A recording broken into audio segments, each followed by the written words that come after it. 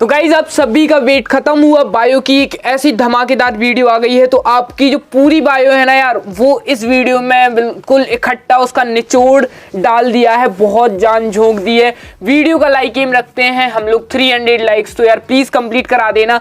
चलो तो basic needs समझ लेते हैं हम इस वीडियो में क्या क्या चीज फॉलो करनी है। तो यहाँ पर आपको ये जो क्वेश्चंस मिलने वाले हैं ना यार बायो के, यार नेक्स्ट लेवल। ये समझो कि मेरे 7 घंटे की मेहनत इस चीज में, पूरे 7 घंटे मतलब लगातार 7 घंटे बैठकर ये चीज बनाई है। और ऐसा नहीं कि डायरेक्ट लिखते गए, बहुत रिसर्च के साथ बनाई है। इतने इजीली डेफिनेशंस है ना कि यार आपने कहीं नहीं देखी होंगी ऐसे इतने इजी तरीके से। ठीक है, तो अब बात करते हैं अपने क्वेश्चंस की, मतलब क्या क्या चीज फॉलो करनी है। सबसे पहले यार आप सभी को YouTube पर सब्सक्राइब ऑल नोटिफिकेशन ऑल कर लेना है, बहुत जरूरी है, क्योंकि आने वाले टाइम में प्री बोर्ड के पेपर आप सभी को प्रोवाइड किए जाएंगे। मतलब जो क्वेश्चंस आपके आने हैं वो क्वेश्चंस प्रोवाइड किए जाएंगे। इंस्टाग्राम आपको बहुत जरूरी है फॉलो करना। ठीक है, इंस्टाग्राम बहुत जरूरी है, क्योंकि मैं ऐसे ऐसे पोस्ट डालता रहता हूँ जो आपको बहुत ज़रूरी है देखना। इस टाइम पर मोटिवेशन आपके लिए बहुत ज़रूरी है। एंड जो भी अपडेट वगैरह आपको डायरेक्ट मुझसे बात करनी है तो यही वो जरिया है जिससे आप मुझसे डायरेक्ट बात कर सकते हो। व्हाट्सएप अगर आप लोगों को व्हाट्सएप ग्रुप में ज्वाइन होना है तो आप मुझे इंस्टाग्राम पे मैसेज कर सकते हो, और टेलीग्राम टॉपर सॉल्यूशन है तो वहाँ पर ज्वाइन हो जाना है। ओके, चलो अब बात करते हैं अपने क्वेश्चन की जो बहुत ज़्यादा इंपॉर्टेंट है। अब आप सभी के माइंड में आ रहा होगा कि भैया इतने ज़्यादा क्वेश्चंस होंगे ना कि आपने अब बोल दिया है कि इंपॉर्टेंट क्वेश्चन तो बहुत ज़्यादा लेवल के क्वेश्चन होंगे। तो यार नहीं यार, सिर्फ 10 क्वेश्चन है। 10 क्वेश्चन में ही आपकी पूरी बायो, मतलब बायो के ऐसे ऐसे क्वेश्चन जो आप मतलब आपको खुद पता होगा, आपने अगर बायो पढ़ा होगा। देखो इंपॉर्टेंट चाहे कोई बच्चा अच्छा होशियार हो या एवरेज हो या फिर डाउन स्थिति पर हो, उन्हें ये तो जरूर पता रहता है कि कौन से क्वेश्चन इंपॉर्टेंट है एंड कौन से क्वेश्चन इंपॉर्टेंट नहीं है। आप पहले ही क्वेश्चन देख के समझ गए होगे। एंड इसकी लैंग्वेज इतनी ईजी है ना यार, मजा आ जाएगा सच्ची वाला। ठीक है, चलो स्टार्ट करते हैं। बहुत ही अच्छे से पढ़ाई करना है, अपने पास बहुत बहुत कम टाइम बचा है। अब प्री बोर्ड में भी टाइम जाने वाला है, और बेसिक से अगर अपन लोगों को टाइम, देखो एक स्ट्रेटेजी बताते हैं, वो स्ट्रेटेजी हम नेक्स्ट वीडियो में लाने वाले हैं। नहीं तो थोड़ा थोड़ा आपको मोटा मोटा अभी बता देते हैं कि देखो पहले वो क्वेश्चंस कंप्लीट करो जिनको आने की, मतलब जैसे अगर एक इंडिया टीम है, आप लोग क्या सोचोगे, इंडिया टीम की जैसे टीम है उसमें आप लोग सोचोगे देखो यार धोनी को, जैसे धोनी तो रिटायर्ड हो गए, विराट कोहली को, ठीक है, और रोहित शर्मा को, ठीक है, और इसके बाद केएल राहुल को, सूर्य कुमार यादव को, इनका आना तो कंफर्म है, तो इन्हें तो कोई भगा नहीं सकता। तो यार पहले ऐसे प्लेयर्स को, ऐसे क्वेश्चंस को उठाओ ना जिनका कंफर्म है। एक्स्ट्रा वाले प्लेयर्स को, यानी कि एक्स्ट्रा क्वेश्चंस को पढ़ के आप लोग क्यों ही अभी अपने माइंड को डिस्ट्रैक्ट कर रहे हो। ठीक है, पहले तो अपन को वो करना है यार जो कंफर्म है कि हाँ यार ये क्वेश्चन तो देखो 50 नंबर अपन को दे के जाएंगे, वो सॉरी 60 नंबर दे के जाएंगे, बचे 10 नंबर के क्वेश्चन या 20 नंबर के क्वेश्चन, तो वो उनके लिए प्रैक्टिस अपन लोग अलग करेंगे एंड वो हो जाती है, अपने आप प्रैक्टिस हो जाती है। ठीक है, चलो तो अपने बेसिक से क्वेश्चन पर ध्यान देते हैं। पहला क्वेश्चन है अपना ये रहा, पहला क्वेश्चन, द्विनिषेचन पर संक्षिप्त टिप्पणी लिखिए। ओके, अब सबसे पहले तो यार आप लोग क्वेश्चन देखोगे एंड क्वेश्चन ही में अपन को आंसर मिल जाता है। द्विनिषेचन यानी कि दो लोगों की बात, मतलब दो चीज की बात हो रही है, तो यहाँ पर दो क्या चीज है वो आपको अभी पता चल जाएगा। देखो, पराग नालिका में उपस्थित दोनों नर केंद्रक नर युग्मक की तरह कार्य करते हैं। इसमें क्या हो रहे हैं, दो नर केंद्रक हैं जो नर युग्मक की तरह कार्य करते हैं, और भ्रूण कोश में पहुंचने के बाद इनमें से एक, जैसे दोनों एक मतलब कार्य करते हैं किसकी तरह, नर युग्मक की तरह कार्य करते हैं, और भ्रूण कोश में पहुंचने के बाद इनमें से एक नर युग्मक जो पहला वाला है वो मादा युग्मक के अंदर प्रवेश करता है। किसके अंदर करता है, मादा युग्मक के अंदर प्रवेश करता है। ठीक है, मादा युग्मक के अंदर प्रवेश करके केंद्रक के साथ संलयित हो जाता है। किसके साथ, केंद्रक के साथ। जो ऐसे वो गया तो केंद्रक के साथ संलयित हो जाएगा, घुल जाएगा, ठीक है, मिल जाएगा। तथा दूसरा, अब जो एक का तो काम हो गया, अब दूसरा बचा है। ठीक है, दूसरा नर युग्मक दो ध्रुवीय केंद्रकों द्वारा बने द्वितीय केंद्रक की ओर पहुंचकर उसे निषेचित करता है। क्या करता है ये, कि जो दूसरा नर युग्मक होता है वो दो ध्रुवीय केंद्रकों द्वारा बने द्वितीय केंद्रक की ओर पहुंचकर उसे निषेचित करता है। इस प्रक्रिया को त्रिसंलयन भी कहते हैं। ठीक है, यहाँ पर एक भ्रूण कोश में दो संलयन होते हैं, मतलब एक जो एक में हो रहे हैं ना, दो चीजें हो रही हैं, तो इस प्रक्रिया को द्विनिषेचन या दोहरा निषेचन भी कहते हैं। कितना इजी था, एक कहाँ जा रहा केंद्रक में और दूसरा कहाँ जा रहा, दो ध्रुवीय केंद्रकों द्वारा बने द्वितीय केंद्रक की ओर पहुंचकर कार्य करता है, उसे निषेचित करता है। ठीक है, कितना ईजी था, कोई प्रॉब्लम नहीं हुई। बस चलो हो गया ना ये। चलो गाइज अब आता है दूसरा क्वेश्चन जो होता है असंग जनन क्या है और इसका क्या महत्व है। ये भी बहुत ज़्यादा इंपॉर्टेंट क्वेश्चन है, ठीक है। अब इसको बहुत इजी है, इसमें बेसिकली बहुत छोटी सी चीज़ है ना, जो अपन लोग अपनी डेली लाइफ में देखते रहते हैं कि कुछ पौधे ऐसे होते हैं जिनको बिना अर्धसूत्री, इनमें अर्धसूत्री विभाजन मतलब कुछ पौधे ऐसे होते हैं जिनमें बिना अर्धसूत्री विभाजन के ही नए पौधों का निर्माण होता है। आपने देखा वो जैसे कुछ पौधों में कलियां निकल आती हैं, वो वाइट सी, एंड उससे अंदर से पौधा निकलने लगता है, फूल निकलने लगता है, वही चीज़ है, ठीक है। वो अभी आपको पॉइंट्स में पता चल जाएगा, ठीक है। अर्धसूत्री विभाजन की अनुपस्थिति में नए पौधों के निर्माण की इस प्रक्रिया को, जो अर्धसूत्री विभाजन की ये मतलब उपस्थिति, मतलब ना उपस्थिति में उसके मतलब कैसे बोलेंगे, जब वो नहीं रहता या नहीं होता तो उससे जो नए पौधों का निर्माण होता है, इस प्रक्रिया को असंग जनन कहते हैं। असंग जनन मुख्य प्रकार से दो तरीके का होता है। अब वो दो तरीके के पौधे या पेड़, अगर कुछ भी बोल सकते हो, बन सकते हैं, ठीक है। अब होता है कायिक जनन और एक होता है अनिषेक बीजता। तो कायिक जनन में क्या होता है, इस प्रकार के प्रजनन में बीज नहीं बनता है, मतलब जो बीज होता है ना वो छोटा, वो नहीं बनता। किसी कलिका में नए पौधों का जन्म होता है, मतलब वो कलिका नहीं निकल आती, मतलब फूल होता है उसके अंदर, जैसे ये फूल है कुछ, है ना, ऐसा फूल है, उसके अंदर से वाइट सा कुछ निकलेगा एंड उसके अंदर से निकल आता है, वो चीज़ है। जैसे आलू, गन्ना, हल्दी, है ना, एग्जाम्पल लिख दोगे। फिर आ जाता है अनिषेक बीजता। अब ये कैसा होता है कि इस प्रकार का प्रजनन बीज द्वारा होता है। अब इसका कैसा होता था, बीज से नहीं होता था, एक अलग से कलिका निकलती थी, उसके अंदर से फूल आता था, और इसका बीज द्वारा होता है। वो जैसे आप ले सकते हो मक्का, धतूरा वगैरह, है ना। लेकिन बीज के बनने में समयन एवं अर्धसूत्री विभाजन नहीं होता, इसमें ये दोनों नहीं होते, ठीक है। लेकिन इसके उदाहरण देख सकते हो मक्का, धतूरा आदि। अब ये मैं गारंटी दे सकता हूँ, अगर आप लोग ने ये चीज़ मेरे जो अभी हमने कहा है, मतलब जो चीज़ें द्विनिषेचन बता दिया, असंग जनन, ये आप लोग कभी भूल नहीं सकते अगर आपने अच्छे से पढ़ा हुआ है, ठीक है।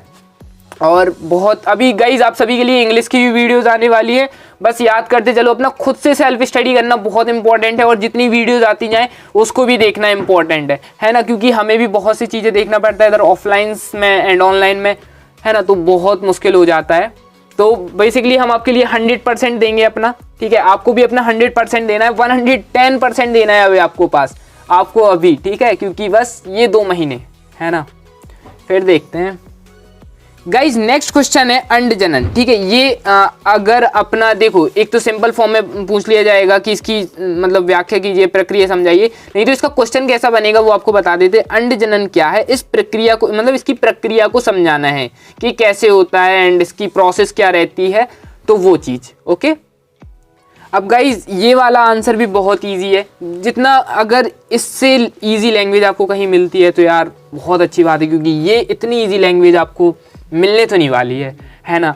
चलो अभी आप सभी देख रहे होगे ना, एमपी बोर्ड में इतना मेहनत करके कोई वीडियो नहीं डाल रहा, सभी अपडेट डाल रहे हैं एंड देन जो भी ऐसे ही आ रहा है, लेकिन इतने डीपली कोई नहीं बता रहा है ना। तो बस यार सपोर्ट चाहिए हमें, 300 लाइक कंप्लीट करा दो, कैसे भी मेरी मेहनत, मतलब ऐसा लगेगा हाँ यार गुरु दक्षिणा मिल चुकी है, ठीक है।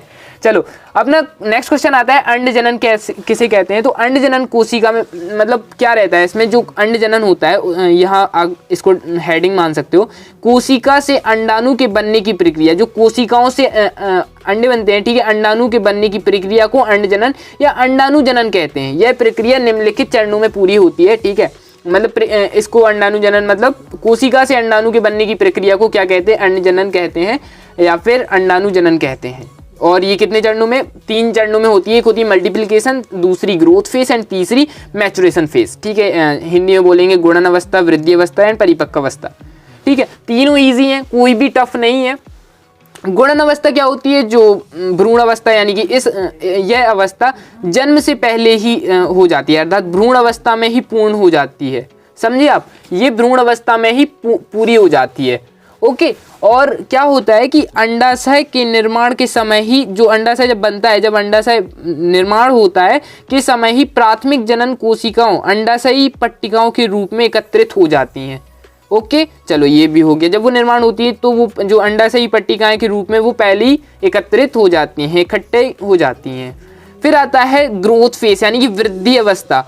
यह अवस्था बहुत लंबी चलती है ना, बहुत लंबी होती है। जैसे भ्रूण अवस्था में ही यह प्रारंभ हो जाती है, अपन ने देखा है कि भ्रूण अवस्था में ये प्रारंभ हो गई है, फिर इस अवस्था में प्राथमिक कोशिकाएं आकार में कुछ बड़ी हो जाती हैं। अब जो इसका नाम ही है ग्रोथ, तो इजी है, बड़ी हो जाती हैं, ठीक है। इस चीज़ से आप याद कर सकते हो इसे ईजिली, ठीक है।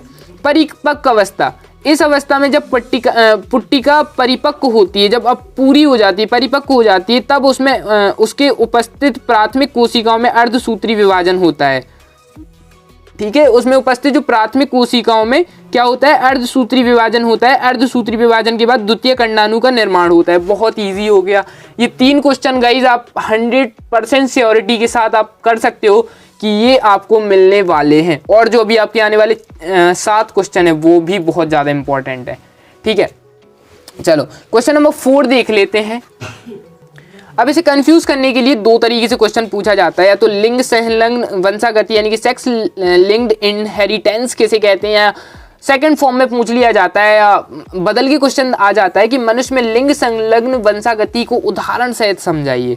बहुत इजी है, एक्स वाई एंड एक्स मतलब दोनों को मिला देते हैं। ये 3 मतलब चरणों में होता है, ठीक है। मतलब 3 पॉइंट्स इसके बेसिक नीड रहते हैं लिखने के लिए, और ये बहुत ईजी होता है याद करने में भी। तो इसका आंसर कैसा हो जाएगा, जो दैहिक लक्षणों में, ठीक है, दैहिक लक्षण वो में वे जीन जो लिंग गुणसूत्रों पर स्थित होते हैं, किस पर, ये चीज़ याद रखना है आपको, ये अंडरलाइन कर देना है अगर आप आंसर लिखो कि लिंग गुणसूत्रों पर स्थित होते हैं। फिर और उसी लिंग गुणसूत्र के साथ ये क्या करते हैं, वंशागत होते हैं, उसे लिंग संलग्न जीन कहते हैं, तथा इसकी वंशागति के लिंग संलग्न वंशागति कहते हैं। आप यहाँ तक भी लिख सकते हो एंड ये लाइन भी बढ़ा सकते हो, ओके, ठीक है। बढ़ाना मतलब मेरे ख्याल से बढ़ा देना, ये वाली लाइन क्या ही जा रहा है एक लाइन में। अब ये अपन को 3 चरण में कंप्लीट करना है, यानी कि एक्स संलग्न लक्षण, और फिर इससे मतलब क्या रोग होते हैं वो चीज़ भी लिखना है, और वाई संलग्न लक्षण और एक्स वाई संलग्न लक्षण क्या होते हैं। वैसे तो आपसे ये आंसर बन जाना चाहिए, बहुत नॉर्मल है ना।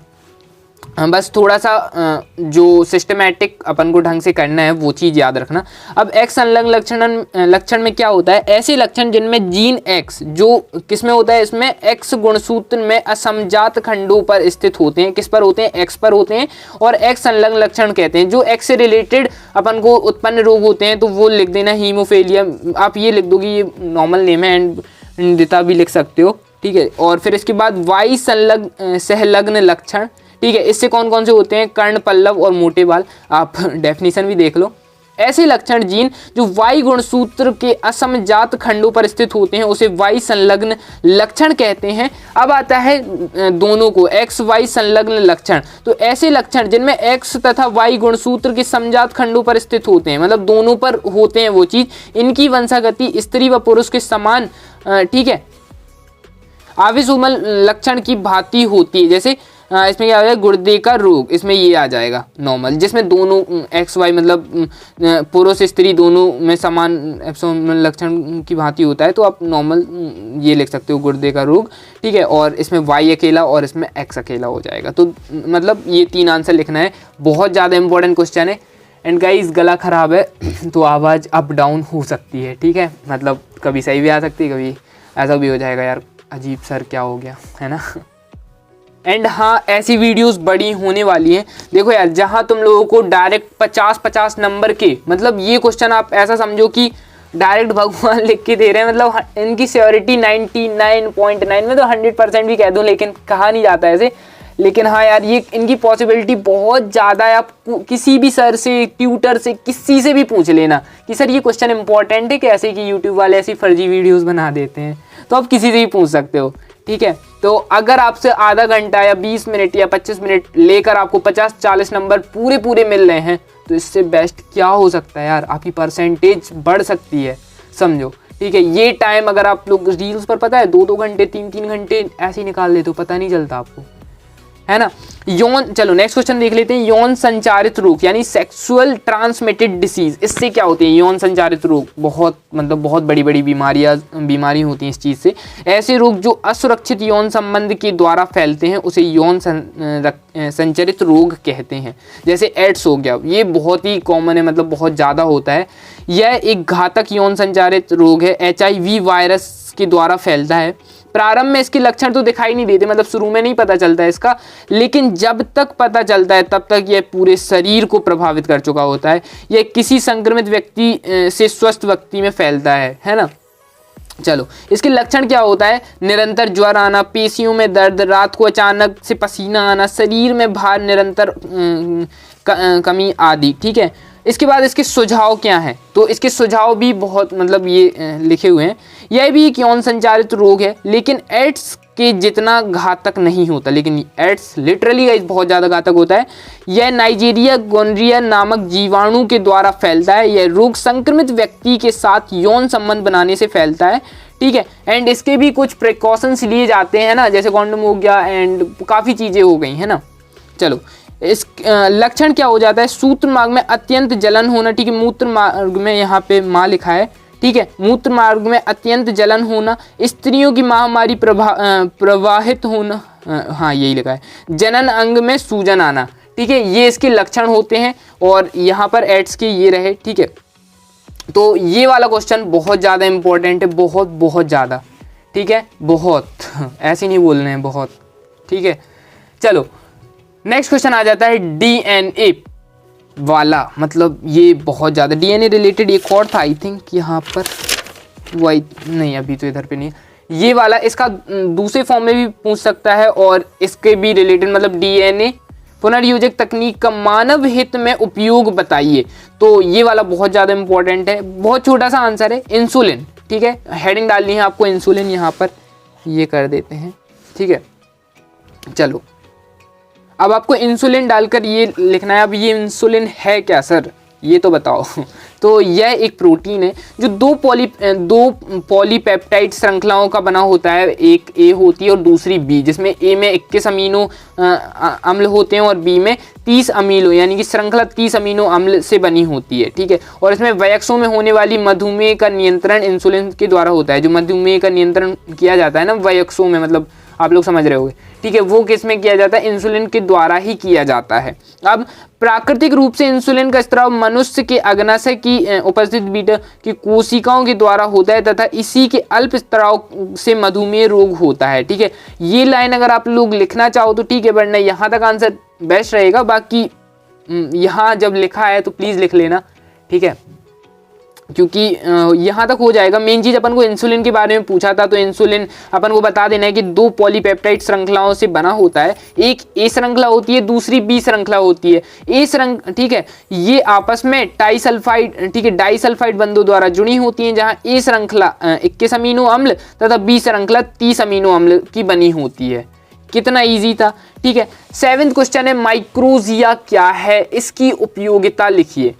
ओके, अब ये जो माइकोराइजा होता है ना, इसके मेरिट्स भी हैं, डीमेरिट्स भी हैं, एंड ये बहुत छोटी डेफिनेशन है। इसकी डेफिनेशन जो है ना बहुत छोटी है। जैसे कवक अनेक पादपों के साथ सहजीवी संबंध बनाते हैं। जो कवक होते हैं वो अनेक पादपों के साथ सहजीवी संबंध स्थापित करते हैं और इस संबंध को माइकोराइजा कहते हैं। ठीक है, ये चीज़ भी हो गई सर। अब इसके बाद क्या है, ये सेकंड पैरा क्या कह रहा है, तो इसके संबंध में मतलब जो कवक मृदा जल एवं पोषक तत्वों का अवशोषण करके पादपों को प्रदान करते हैं तथा पादपों से भोजन प्राप्त करते हैं। किनको प्रदान करते हैं? पादपों को, एंड फिर क्या करते हैं? पादपों से भोजन प्राप्त करते हैं।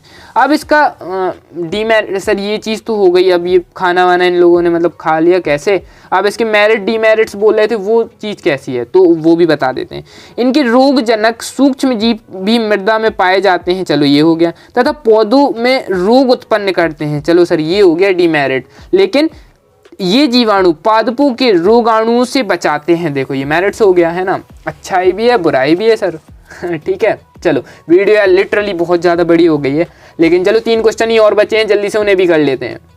नेक्स्ट क्वेश्चन आ जाता है गाइस अपना, घरेलू उत्पाद तथा औद्योगिक उत्पादन के सूक्ष्म जीवों का क्या महत्व है। बहुत ज़्यादा इंपॉर्टेंट यार, मैं फिर से कह रहा हूँ, अगर आप सभी को डाउट हो रहा है कि यार ये सर यूट्यूब पर तो सर फर्जी वीडियोज आते हैं, ये होता है वो होता है, आप किसी भी बड़े से बड़े ट्यूटर से पूछ सकते हो ये 10 क्वेश्चन ले जाकर, क्या सर ये इंपॉर्टेंट नहीं है एग्जाम्स के रिलेटेड, यार वो कहेंगे कहाँ से लाए ये क्वेश्चन भाई आप।